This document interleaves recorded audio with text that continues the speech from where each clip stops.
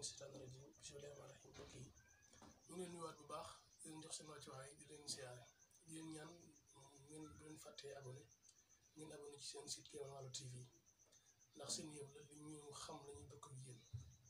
ndax njëriñ moom dañ ko war a bokk ak yéen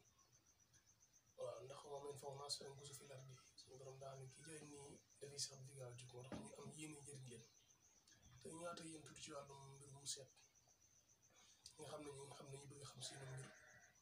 te duñ am ñu ko wax wala ñu fi ñu te duñ mën a déplacé wu tamit toog fi ñu nekk boo toog fi nga toog ba nga xam say mbir am lu lënt lu ko leerlu ñu si mën a doon rek incha allah bu ñu mën la ko seetal loo xam lu leer nañ te seet bi yëpp ci alxuraan lay jóge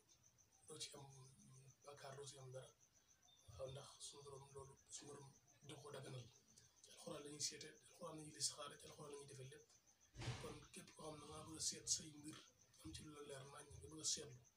incha allah rabbi boo ñëwee ñun nañ la wax lu leer nañ wax la sa lépp wax la sa sarax wax la sa rawaan wax la sa lépp loo xam ne ay nit ki xam ko ci jëmmam ci meloom yooyu yëpp incha allah rabbi danañ la ko wax soobu suñu borom ñu ngi leen jégaluwaat baax salaamaaleykum wa rahmatullah